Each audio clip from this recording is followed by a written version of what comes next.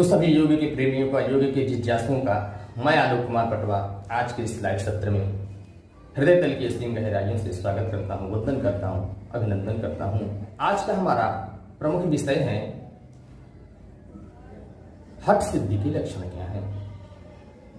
अर्थात हमारे हठ योग के जो ग्रंथ हैं, जैसे कि धीरण संहिता हो गई, हठ योग प्रदीपिका हो गई, सिद्ध सिद्धांत पद्धति हो गई, गोरक्ष संहिता हो गई, हठ रत्नावली हो गई, इत्यादि जितने भी ग्रंथ हैं, हठ योग के ग्रंथ हैं, उन समस्त ग्रंथों में जब हठ योग की सिद्धि हो जाती है, जब साधक को, जब एक योगी साधक को हठ योग की प्राप्ति हो जाती है, तब उस प्राप्ति के पश्चात एक साधक में, एक योगी में क्या क्या सिम्टम्स, क्या क्या लक्षण प्रकट होते हैं, वही जो लक्षण प्रकट होते हैं उसी को कहते हैं हठ योग सिद्धि के लक्षण। अब हम जानते हैं कि हठ योग में जो ये लक्षण प्रकट होते हैं, वे लक्षण कौन कौन से अंगों को पालन करने के पश्चात प्रकट होते हैं। तो यदि हम बात की जाए हठ योग के प्रमुख ग्रंथ हठ योग प्रदीपिका की, तो उसमें स्वामी स्वात्माराम जी ने बताया है, योग के 4 अंग बताए हैं: आसन, कुंभक, मुद्रा और नादानुसंधान। नादानुसंधान इक्वल टू समाधि। ठीक है, ये हो गया। अगर हम इन चारों का सम्यक रूप से पालन करते हैं, तो जब हमको राजयोग की प्राप्ति हो जाती है, जब हमारा हठ योग सिद्ध हो जाता है, तो क्या होता है, उस समय हमारे शरीर में जो लक्षण प्रकट होते हैं, जो सिम्टम्स प्रकट होते हैं, वे सिम्टम्स क्या हैं, वही हठ सिद्धि के लक्षण हैं, या कि वही हठ योग साधना की सिद्धि के पश्चात उत्पन्न हुए लक्षण हैं, सिम्टम्स हैं। अब हम देखते हैं धीरण संहिता में कौन कौन से ऐसे योग के अंग बताए गए हैं जिनका पालन करके कोई साधक हठ योग सिद्धि कर सकता है, हठ योग के ये जो सिम्टम्स हैं, जो लक्षण हैं, इनको प्राप्त कर सकता है। तो उसमें है षटकर्म, आसन, मुद्रा, प्रत्याहार, प्राणायाम, ध्यान एवं समाधि। ये 7 अंग हैं हमारे हठ योगी के प्रमुख, अकॉर्डिंग टू हमारे धीरण संहिता में। तो ये 7 अंग हैं। अब इन्हीं 7 अंगों का जो व्यक्ति सम्यक रूप से पालन कर ले जाता है, उचित रूप से पालन कर ले जाता है, जैसी विधि है इसका उसी तरीके से जब कोई पालन करता है, तो क्या होता है, उसका हठ योग सिद्ध हो जाता है, अर्थात वो राजयोगी की प्राप्ति कर लेता है। ये हो गया, चरम लक्ष्य तक हम पहुंच गए। जब व्यक्ति राजयोगी की प्राप्ति कर लेता है, अर्थात समाधि की प्राप्ति कर लेता है, तो क्या होता है, उसमें क्या क्या सिम्टम्स आते हैं, वही सिम्टम्स हठ सिद्धि के लक्षण कहे जाते हैं, वही सिम्टम्स हठ योग के लक्षण कहे जाते हैं। अब देखते हैं ये लक्षण क्या क्या हैं। तो हमारे हठ योग का प्रमुख ग्रंथ हठ योग प्रदीपिका के दूसरे उपदेश के अध्याय को उपदेश कहा जाता है हठ योग के ग्रंथों में, मुख्यतया ज्यादातर। ठीक है, तो हठ योग के प्रमुख ग्रंथ हठ योग प्रदीपिका में द्वितीय उपदेश के सबसे अंतिम सूत्र में, सबसे अंतिम श्लोक में स्वामी स्वात्माराम जी क्या कहते हैं कि वपुः कृशत्वं वदने प्रसन्नता, नारस्फुटत्वं नयने सुनिर्मले, आरोग्यता विन्दुजयोग्निदीपनं, नारी विशुद्धिर्हठ योग लक्षणम्। ऐसा स्वामी स्वात्माराम जी ने अपनी हठ योग प्रदीपिका में कहा। इसी सूत्र को हमारे श्रीनिवास योगी जी ने अपने हठ रत्नावली में क्या कहा, वहां केवल एक शब्द का परिवर्तन किया है, हठ योग लक्षण के स्थान पर हठ सिद्धि लक्षण क्या दिया है। उन्होंने क्या कहा है, उन्होंने कहा है कि वपुः कृशत्वं वदने प्रसन्नता, नादस्फुटत्वं नयने सुनिर्मले, आरोग्यता विन्दुजयोग्निदीपनं, नारी विशुद्धि हठ सिद्धि लक्षणम। उन्होंने कहा हठ योग लक्षण के स्थान पर हठ सिद्धि लक्षण बता दिया, हठ सिद्धि कहेंगे, बात एक ही है। तो जो बात स्वामी स्वात्माराम जी ने हठ योग प्रदीपिका में कहा है, वही बात को, उसी बात को, ज्यादातर बातों को 90% हम यदि कह लेंगे, यदि हम 90% कह लेंगे तो अतिशयोक्ति नहीं होगी। जो व्यक्ति, जिस व्यक्ति ने हठ योग प्रदीपिका पढ़ ली अच्छे से, वो व्यक्ति समझो उसने 90% भाग हठ रत्नावली का पढ़ लिया, या कि जिस व्यक्ति ने हठ रत्नावली पढ़ ली, ऐसा कहा जाए कि उसने 90% भाग, 90% जो है विषय को हठ क्या कहते हैं उसके हठ योग प्रदीपिका से कंट्रोल कर लिया, पढ़ लिया। तो ये एक दूसरे के पूरक ग्रंथ हम आप कह सकते हैं। तो चलिए ये तो बात हुई, अब हम मुख्य विषय पर आते हैं। मुख्य विषय हमारा क्या है? तो देखो, जब एक साधक जो है हठ योगी की सिद्धि कर लेता है तो कलम कापी ले लीजिए, आप उसको सीरियल से लिख लीजिए। हठ सिद्धि के 8 लक्षण क्या है? कितने लक्षण बताए गए हैं? हठ सिद्धि के 8 लक्षण बताए गए हैं।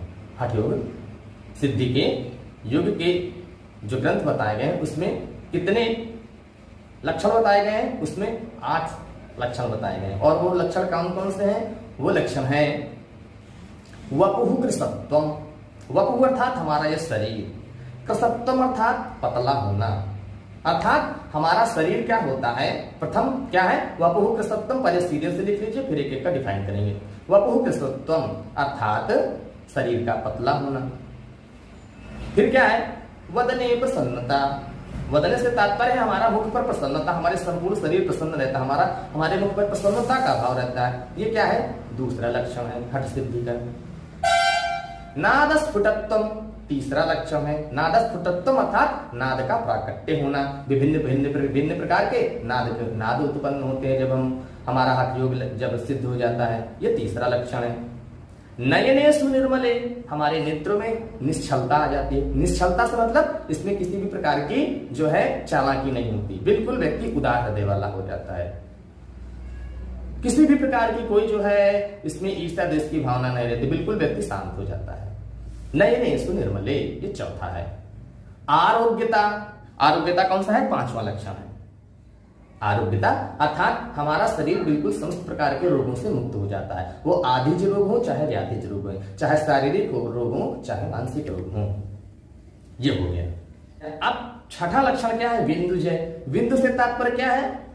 हमारी जो ब्रह्मचर्य ऊर्जा है, हमारी जो वीर है, पुरुषों का वीर और महिलाओं का जो रज है, ये क्या होता है? विंदुजय। इन पर जो है हमारा कंट्रोल हो जाता है, हम इस पर विजय प्राप्त कर लेते हैं। ये कौन सा लक्षण है? ये छठा लक्षण है, 6 नंबर का लक्षण है हठ सिद्धि का।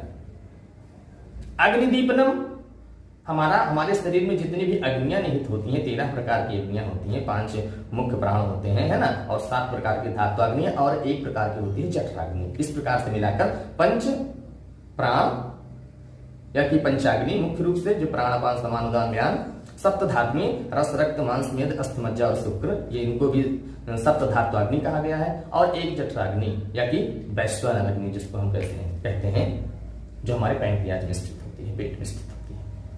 वो क्या होती है? जो हमारे पेट में अर्थात जठराग्नि जिसको कहते हैं। इस प्रकार से 5 प्राणवायु या कि पंचाग्नियां, सप्तधातु अग्नियां एवं 1 वैश्वानर अग्नि जो कि हमारी जठर प्रदेश में निवास करती है। इस प्रकार से 13 अग्नियां होती हैं। ये 13 प्रकार की अग्नियां भी सम हो जाती हैं, इस पर साधक का कंट्रोल हो जाता है।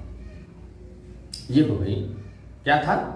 अग्नि का प्रदीप्त होना। तो अग्नियां हमारी प्रदीप्त हो जाती हैं, अच्छे रूप से कार्य करने लग जाती हैं। ये हो गया। 8वां लक्षण क्या है और अंतिम लक्षण क्या है? नाड़ियों की शुद्धि हो जाती है। हमारी जो नस नाड़ियां हैं ना, हमारे शरीर में जितनी भी नाड़ियां हैं, ऐसा कहा जाता है कि 72 करोड़ 72 लाख 10,201 नाड़ियां हैं हमारे शरीर में। ठीक है। और हठ योग के प्रमुख ग्रंथ में अनुमान ऐसा कहा जाता है कि हमारे शरीर में 72,000 नाड़ियां हैं। ये हठ योग के ग्रंथों के। तो ये सब क्या है? हठ सिद्धि के लक्षण हैं। कौन कौन से? प्रथम क्या है? शरीर का पतला हो जाना। दूसरा क्या है? चेहरे पर प्रसन्नता का भाव आ जाना। तीसरा क्या है? नाद का प्राकट्य होना। चौथा क्या है? नेत्रों में निश्चलता आना, मतलब पवित्रता आना, बिल्कुल निर्मल हो जाते हैं नेत्र हमारे, है ना, नहीं सुनिर्मले। 5वां है आरोग्यता, अर्थात हमारा शरीर रोगों से मुक्त हो जाता है। छठा क्या है? विंदुजय, अर्थात हमें अपनी काम ऊर्जा पर विजय प्राप्त हो जाता है। 7वां क्या है? हमारी अग्नियां जो है प्रदीप्त हो जाती हैं। 8वां क्या है? हमारी समस्त प्रकार की नाड़ियां जो हमारे शरीर में है ये शुद्ध हो जाती हैं। ये तो मुख्य विषय हो गया, शॉर्ट में हो गया, बिल्कुल रैपिड तरीके से हो गया। अब हम एक एक का समझते हैं थोड़ा विस्तार से। कैसे ये जो होते हैं लक्षण, जो प्रकट होते हैं, कैसे प्रकट होते हैं? तो सबसे पहले हम लेते हैं वपुः कृशत्वम को। वपुः कृशत्वम अर्थात शरीर का पतला होना। तो देखो भाई, जब कोई व्यक्ति नाड़ी शोधन भी करेगा, ठीक है, और आसन भी करेगा, प्राणायाम भी करेगा, कर्मों का भी अभ्यास करेगा, तो क्या होगा? उसके त्रिदोष सम हो जाएंगे। वात पित्त और कफ बिल्कुल बैलेंस में आ जाएंगे, सम हो जाएंगे। तो क्या होगा, जाहिर सी बात है, जब सब कुछ सम ही है तो हमारा शरीर भी सम हो जाएगा। सम से तात्पर्य नॉर्मल दिखने लगेगा, ना बहुत ज्यादा मोटा होगा ना बहुत पतला होगा, है ना। ये होगी, अर्थात हमारे शरीर में स्थूलता दूर होकर के सूक्ष्मता आ जाती है हमारे शरीर में। स्थूलता से तात्पर्य क्या है, स्थूलता से तात्पर्य यह है कि आपका कोई अंग विशेष बहुत ज्यादा मोटा है, बहुत ज्यादा पतला है, या कि आपका जो है साइड में चर्बी बढ़ी हुई है, फैट ज्यादा बढ़ा है। तो ये क्या है, ये सब स्थूलता है। स्थूलता से तात्पर्य हमारे शरीर का जो है, स्थूलता से तात्पर्य है हमारे शरीर में जितने भी प्रकार के त्रिदोष हैं उनसे उत्पन्न हुआ जो विकार है उसी को स्थूलता के नाम से यदि हम संबोधित करें तो इसमें अतिशयोक्ति नहीं होगी, कोई बड़ी बात नहीं होगी। अर्थात हमारा शरीर बिल्कुल पतला हो जाता है जब हम हठ योग के अंगों का पालन करते हैं, सत्कर्म के माध्यम से, मुद्रा के माध्यम से, प्राणायाम के माध्यम से, है ना। ये सब क्या है, आहार और विहार को नियंत्रित करके। आहार का बहुत ही ज्यादा प्रभाव होता है हमारे जो है शरीर को पतला बनाने में या कि मोटा बनाने में। तो ये सब होते हैं। इन बातों का ध्यान रख के जब कोई साधक योग की साधना करता है तो क्या होता है, उसका शरीर पतला हो जाता है। पतला से तात्पर्य ये नहीं कि उस बिल्कुल एक हड्डी का हो जाता है, ऐसा भी नहीं कि बिल्कुल एक हड्डी का हो जाएगा व्यक्ति, मतलब सम हो जाएगा। उसके जितने भी वात पित्त और कफ से उत्पन्न जितने भी विकार होते हैं नष्ट हो चुके होते हैं। तब क्या होगा, व्यक्ति समावस्था में आ जाता है, उसका शरीर समावस्था में हो जाता है। ये होता है क्या कि प्रथम शरीर का पतला होना, अर्थात वपुः कृशत्वम्। अब दूसरा लक्षण क्या है, वदनीय प्रसन्नता। तो देखो, जो व्यक्ति पतला होगा, दुबला होगा, क्या होगा, वो जाहिर सी बात है वो प्रसन्नता को प्राप्त होगा। अब पतला दुबला से तात्पर्य ये नहीं है कि मतलब कि जो है वो हमेशा प्रसन्न नहीं रहेगा, उसको कोई दुख ही नहीं आएगा। दुख आएगा, उसको प्रभावित नहीं कर पाएगा। क्यों, क्योंकि उसने उसका ये जो पतलापन है, उसका ये जो दुबलापन है, उसने अपने मेहनत से प्राप्त किया है। मान लो कोई व्यक्ति जो है, अब देखो मान लो जैसे कोई व्यक्ति बहुत मोटा है, ठीक है, और उसने हठ योग के लक्षणों का, हठ योग के जो है अंगों का पालन किया। मान लीजिए उसने सत्कर्म भी किया, मुद्रा भी किया, प्रत्याहार भी किया, प्राणायाम भी किया, ध्यान भी किया, है ना, धारणा भी किया। तो क्या होगा, उसका शरीर प्रसन्न हो जाएगा, उसकी आत्मा प्रसन्न हो जाएगी। जब प्रसन्न हो जाएगी तो क्या होगा भाई, जाहिर सी बात है चेहरे पर प्रसन्नता आएगी। उसके जितने भी क्षमा चाहता हूं, जितने भी जो है शारीरिक या कि मानसिक विकार हैं वो क्या होंगे, दूर हो जाएंगे। अरे भाई, तो जब व्यक्ति का शारीरिक और मानसिक जो है विकार दूर हो जाएंगे, जब उसको किसी प्रकार का शारीरिक या कि मानसिक कष्ट ही नहीं रहेगा, तो क्या होगा, व्यक्ति प्रसन्न रहेगा, हमेशा चीयरफुल रहेगा, हैप्पी रहेगा, प्रसन्न रहेगा, खुश रहेगा, है ना। तो ये हो गया जो है दूसरा लक्षण, क्या है, चेहरे पर प्रसन्नता। अब चेहरे पर प्रसन्नता के कई हमने आयाम बता दिए। जब आप भोजन ज्यादा नहीं करेंगे तो क्या होगा, आपको गैस नहीं होगी, आपको अपच की समस्या नहीं होगी, आपका पेट अच्छे से काम करेगा, जठराग्नि अच्छे से काम करेगी। फिर क्या होगा, आपके सप्त धातुओं का अच्छे से निर्माण होगा। सप्त धातुएं कौन कौन सी हैं, रस, रक्त, मांस, मेद, अस्थि, मज्जा और शुक्र या कि वीर्य, ये सप्त धातुएं हैं। जब सप्त धातुएं हमारे शरीर में अच्छे से बनेगी तो क्या होगा, हमारे शरीर के प्रत्येक सिस्टम को, प्रत्येक बॉडी सिस्टम को, चाहे वो हमारा जो है पाचन तंत्र हो, चाहे रेस्पिरेटरी सिस्टम हो, चाहे सर्कुलेटरी सिस्टम हो, चाहे स्केलेटन सिस्टम हो, मतलब सभी प्रकार के जो सिस्टम है, बॉडी सिस्टम, बॉडी तंत्र जो है, शरीर के जितने भी तंत्र हैं, उनको अच्छे से नरिशमेंट मिलती रहेगी, उनका पालन और पोषण अच्छे से होता रहेगा। तो क्या होगा, जब भाई हर व्यक्ति, हर एक बॉडी सेल्स को अच्छे से भोजन मिलता रहेगा तो क्या होगा, उनका भी विकास होगा। उनका भी विकास होगा तो क्या होगा, उनमें किसी प्रकार का रोग नहीं होगा। जब उनमें किसी प्रकार का रोग नहीं होगा तो क्या होगा, स्वस्थ रहेंगे। जब हमारा बॉडी सेल स्वस्थ रहेगा तो हमारा मन और मस्तिष्क भी और हमारा पूरा शरीर भी स्वस्थ रहेगा। इस प्रकार से हम देखते हैं कि हमारा जो दूसरा है, चेहरे पर प्रसन्नता का भाव कब आता है, जब हम हठ योग के लक्षणों का, हठ योग के समस्त अंगों का पालन कर लेते हैं उचित तरीके से। तब सत्कर्म का भी पालन कर लिया, प्राणायाम का, प्रत्याहार का, है ना, ध्यान का भी पालन कर लिया। तो ये जितने भी लक्षण हैं हठ योग के लक्षण हैं। ये तो मैंने दूसरी बात की चर्चा की। तीसरा अंग क्या है भाई, तीसरा लक्षण क्या है हठ सिद्धि का, तीसरा लक्षण है वपुः कृशत्वम्, वदने प्रसन्नता, नाद स्फुटत्वम्, नाद का प्राकट्य होता है। अब देखो नाद क्या है, तो हम नादानुसंधान की अवस्था में जो 4 अवस्थाएं बताई गई हैं, आरंभावस्था, घटावस्था, परिचय अवस्था और निष्पत्त्यावस्था, वो क्या है? वो नादानुसंधान है।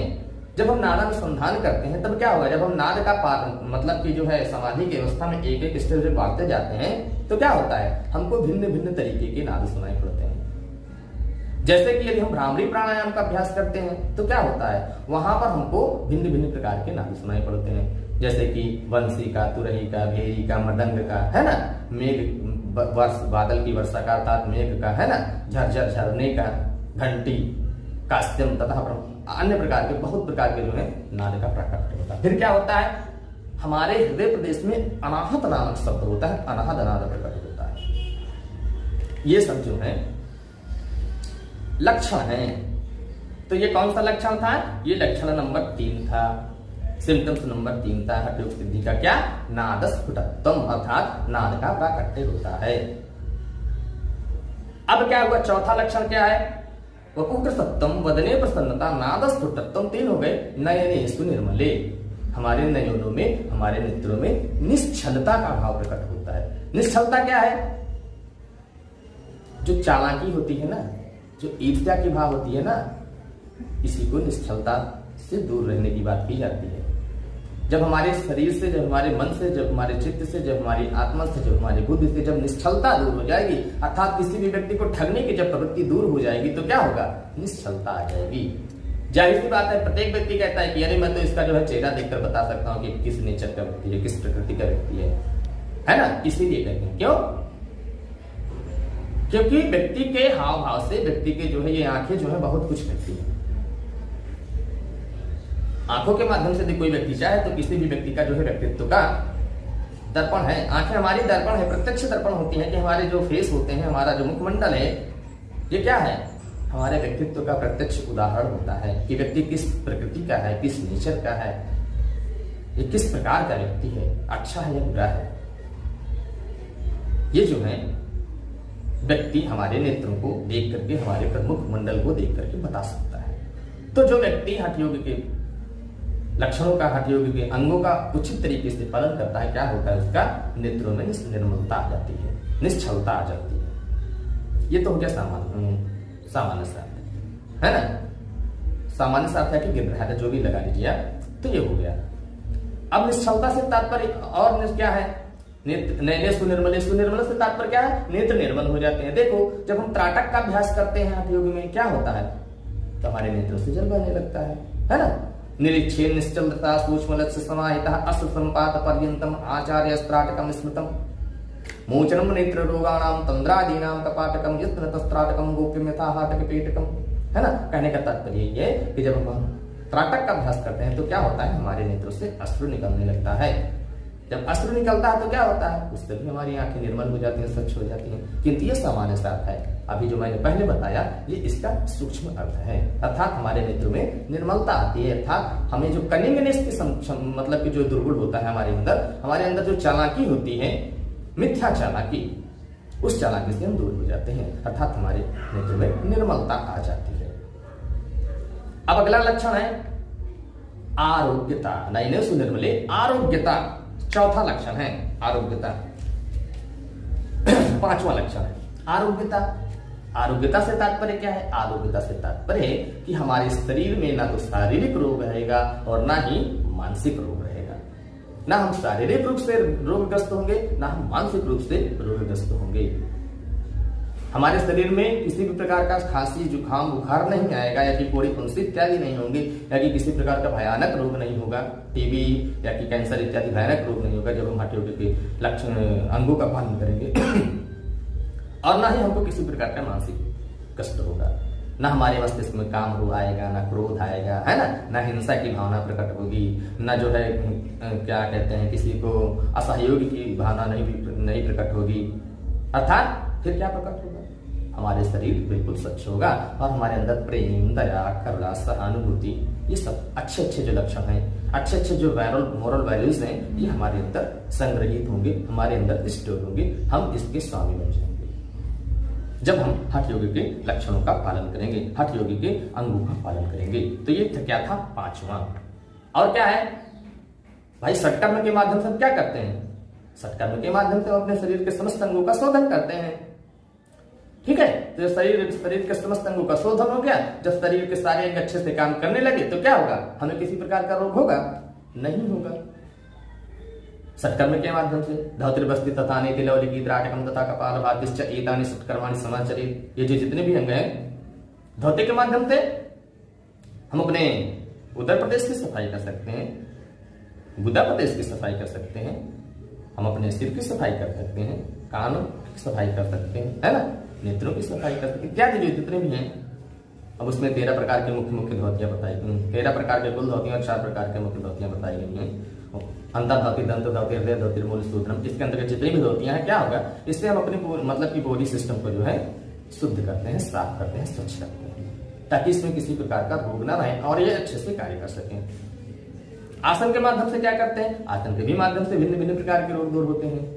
किसी का सर्वाइकल हो गया, किसी का कमर दर्द हो गया, किसी का जो है हार्ट की समस्या हो गई, किसी का जो है मस्तिष्क की समस्या हो गई, तो क्या हो गया, इसको हम आप आसन के माध्यम से दूर करने का प्रयास करते हैं। उससे भी हमारा जो है आरोग्यता को प्राप्त होता है, हमारा शरीर, अर्थात हमारा शरीर निरोग रहता है, हम स्वस्थ रहते हैं, मस्त रहते हैं, है ना।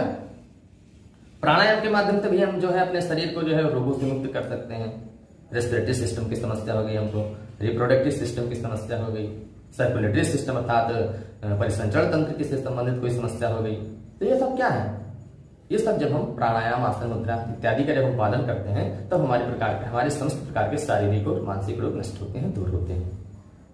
तो क्या होगा, जब रोग दूर तो हम स्वस्थ, हमारा मस्तिष्क स्वस्थ, हमारा शरीर स्वस्थ, आत्मा प्रसन्न।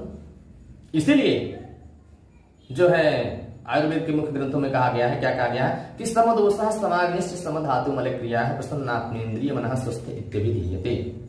जिस व्यक्ति का मन बुद्धि समस्त मतलब कि समदोषः, जिस व्यक्ति का दोष सम है, सम अग्नियां सम है, मल की प्रक्रिया अच्छे से हो रही है, अर्थात स्टूल उसका अच्छे से पास हो रहा है, आत्मा जिसकी प्रसन्न है, प्रसन्न आत्मा, इंद्रिय मनः समदोषः समाग्निश्च समधातु, समदोष जिसके दोष सम है, समदोषा समाग्निश्च जिसकी सभी अग्नियां सम है, समदोषा समाग्निश्च समधातु जिसकी धातुएं सम है, सप्त धातुएं, वो क्या है, वो शारीरिक रूप से स्वस्थ है। यद्यपि इनका प्रभाव मानसिक रूप मतलब कि सूक्ष्म भी पड़ता है, किंतु ये जनरल बात होती है ये व्यक्ति शारीरिक रूप से स्वस्थ रहने के लिए ये बहुत ही आवश्यक है, उसका त्रिदोष संबंध। समदोषा समाग्निश्च समधातु मल क्रिया प्रसन्न आत्मेन्द्रिय। अब दूसरी लाइन में जो है आचार्य सुश्रुत क्या कहते हैं, प्रसन्न आत्मा इंद्रिय मना, केवल शारीरिक रूप से स्वस्थ रहना ही स्वस्थ नहीं कहलाता व्यक्ति, उसका आत्मा भी प्रसन्न होना चाहिए, इंद्रियां भी प्रसन्न होनी चाहिए और मन भी प्रसन्न होना चाहिए, तभी व्यक्ति पूर्ण रूप से स्वस्थ कहलाता है। ये हमने थोड़ा सा आयुर्वेद के हिसाब से या जो है इतर से ग्रंथ से ले लिया, ठीक। तो ये है, तो हम जो है अपने आप को आरोग्यता से परिपूर्ण कर सकते हैं जब हम हठ योग के अंगों का सम्यक रूप से उचित रूप से पालन करेंगे तब। अब छठी बात आती है बिंदुजय।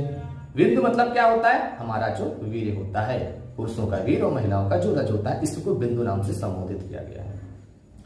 बिंदु जय, जय मतलब उस पर विजय प्राप्त करना, उसको अपने कंट्रोल में ले आना, उस पर ओवरकम कर लेना, यही क्या है, बिंदु जय है। तो जब हम हठ योग के ग्रंथ जैसे कि जो है जितने भी ग्रंथ हैं उसके लिए हम अंगों का सांगोपांग वर्णन करते हैं कि सांगों का पालन करते हैं उचित तरीके से, समस्त अंगों का उचित तरीके से पालन करते हैं। सत्कर्म भी हमने किया, आसन भी अच्छे से किया, मुद्रा भी किया, प्रत्याहार भी किया, प्राणायाम भी किया, है ना, ध्यान भी किया, तो क्या होगा, हमारे वीर पर, हमारे रज पर कंट्रोल हो जाएगा। क्यों? क्योंकि यही सब होते हैं, जब हमारा मन भटकता है तभी तो हमारे वीर का क्षरण होता है। तो जब मन भटकेगा नहीं, मन आपका स्थिर रहेगा किसी एक स्थान विशेष पर, या कि अपने शरीर पर, या कि किसी एक ईश्वर तत्व पर, तो क्या होगा, हमारा मन स्थिर हो जाएगा, फिर हमारा मन विषयों में नहीं भटकेगा, हम अपनी शारीरिक ऊर्जा का क्षरण नहीं करेंगे, हम इसको नष्ट नहीं करेंगे। जब नष्ट नहीं करेंगे तो क्या होगा, ये हमारे शरीर में संग्रहित रहेगा, स्टोर रहेगा। जब स्टोर रहेगा तो क्या होगा, हम आध्यात्म जगत में आगे बढ़ेंगे, ठीक है। आध्यात्म जगत के साथ ही साथ इस लौकिक जगत में भी हम आगे बढ़ेंगे।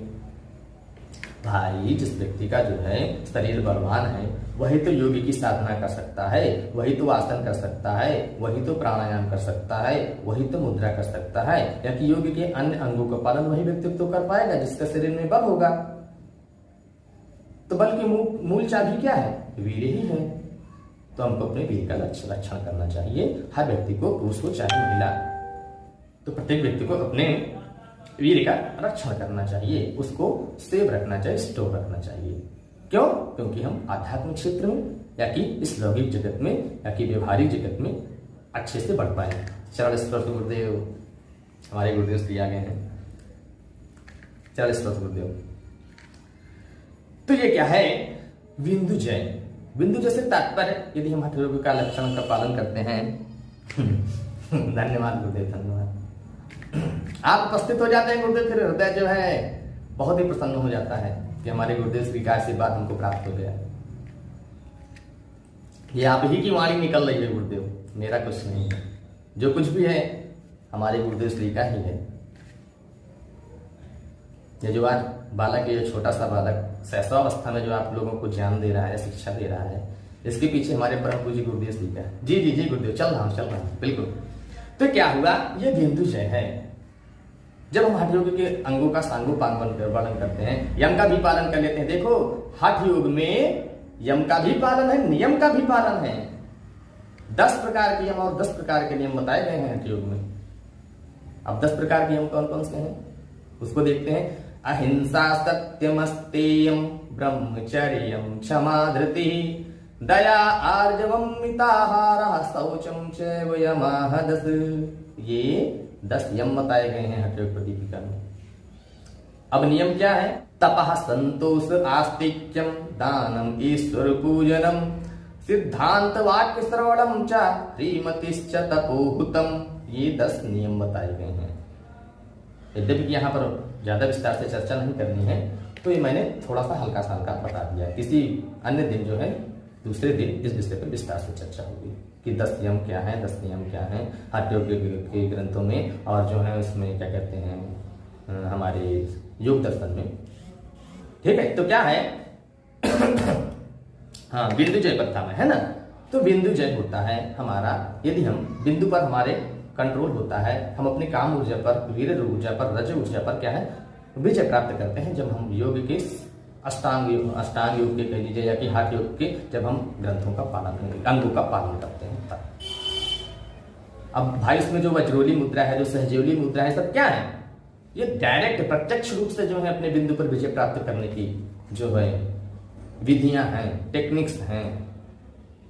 जो वज्रोली मुद्रा होती है या कि सहजोली या कि अमरोली जो मुद्राएं होती हैं, सब मुद्रा क्या है, स्पेशली वज्रोली मुद्रा, ये क्या होता है? ये हमको अपनी वीर ऊर्जा पर, काम ऊर्जा पर विजय प्राप्त करने का मार्ग, विजय प्राप्त करने का तरीका बताती हैं। कैसे हम अपने बिंदु पर विजय प्राप्त करें, कैसे हम अपने वीर पर, कैसे हम अपने रज पर विजय प्राप्त करें। तो ये है बिंदु जय। बिंदु जय कौन सा था? 6वां लक्षण था। 7वां लक्षण क्या है हमारा? अग्नि का प्रदीप्त होना। अग्नि का प्रदीप अर्थात हमारी जो जठराग्नि होती है, हमारे जो पंच जो प्राण पान समान उदान और व्यान होता है, ये इनको भी अग्नियां माना जाता है। ठीक है, आयुर्वेद की भाषा में बात की जाए तो। और जो सप्त धातुएं होती हैं, इनको भी सप्त धात्वाग्नियां कहा जाता है। ये भी अग्नियां ही हैं। अग्नि से तात्पर्य क्या है? जो हमको ऊपर की ओर ले चले, जो हमको ऊर्ध्वगामी बनाए। अग्नि शब्द का अर्थ यही होता है जो ऊपर की ओर जाए, जो हमको आपको ऊपर की ओर ले जाए। जाहिर सी बात है अग्नि भी ऊपर की ओर जाती है। तो क्या होता है? अग्नि ऐसा तत्व है जो हमको उत्तरोत्तर वृद्धि की ओर ले जाता है, धीरे धीरे हमको ऊंचाई के मार्ग पर ले जाता है। ये अग्नि का लक्षण है, मूल स्वभाव है। उसका मूल स्वभाव क्या है? उष्णता। उष्णता से तात्पर्य क्या है? जब उष्ण होगा कोई भी व्यक्ति, जब क्या होता, जब अग्नि भी उष्ण होती है तो क्या होती है? ऊपर की ओर ज्वाला उसकी निकलती है। तो इसी तरीके से जब हमारे सप्त धातुएं, पंच प्राण और एक जठराग्नि या कि वैश्वानर अग्नि जिसको कहते हैं, ये क्या होते हैं? जब हम आसन का, जब हम मुद्रा का, जब हम प्राणायाम का, जब हम क्या कहते हैं सत्कर्म का अभ्यास करते हैं, तब क्या होता है? हमारी जठराग्नि प्रदीप्त हो जाती है। आसनों में यदि मुख्य रूप से बात की जाए तो हमारा जो पश्चिमोत्तानासन है, क्रियाओं में, सत्क्रियाओं में बात की जाए तो हमारी जो नौली क्रिया है, इसके माध्यम से क्या होता है? हमारी जठराग्नि ही तो प्रदीप्त होती है, साथ ही साथ हमारी समस्त अग्नियां प्रदीप्त हो जाती हैं। प्राणायाम के माध्यम से क्या होता है, भस्त्रिका के माध्यम से क्या होता है, हमारी श्वास प्रश्वास की गति तीव्र हो जाती है। उज्जाई के माध्यम से क्या होता है, हमको ऊष्मा प्रदान होता है, ऊष्मा प्राप्त होता है ना। सूर्य भेदी प्राणायाम के माध्यम से क्या होता है, सूर्य भेदी प्राणायाम के माध्यम से हमारी जो है जो प्राणवायु है ये जो है हार्ट बीट तेज हो जाती है। हार्ट बीट जब तेज हो जाती है तो क्या होता है, प्राणवायु गति तीव्र हो जाती है। जब गति तीव्र हो जाती है तो जाहिर सी बात है समस्त अंगों में घर्षण होना उत्पन्न है। घर्षण से तात्पर्य क्या है कि समस्त अंग अच्छे से कार्य करने, मतलब तीव्र गति, उसमें तीव्रता आ जाएगी, हमारा हार्ट बीट बढ़ जाएगा। फिर क्या होगा, हमारे हार्ट की कैपेसिटी, लंग्स की कैपेसिटी बढ़ जाएगी, कार्य करने की क्षमता बढ़ जाएगी। हमारी जठराग्नि, जब हम नौली क्रिया करेंगे तो हमारी जठराग्नि प्रदीप्त हो जाएगी, अर्थात कोई भी हम भोजन ग्रहण करेंगे वो अच्छे से पच जाएगा। जब अच्छे से पचेगा तो हमको पूरे सिस्टम, बॉडी सिस्टम को अच्छे से सर्कुलेट, अच्छे से कार्य करने के लिए जो है मटेरियल प्रोवाइड कर पाएगा, मैटर प्रोवाइड कर पाएगा। तो इस प्रकार से देखते हैं हमारे सातवें अंग, जो सातवां लक्षण है क्या, कि अग्नि का प्रदीप्त होना। ये जो है हमारे हठ योग के जो हठ सिद्धि के लक्षण है, ये सातवां लक्षण था, अग्नि का प्रदीप्त होना। नाड़ी विशुद्धि अंतिम लक्षण है।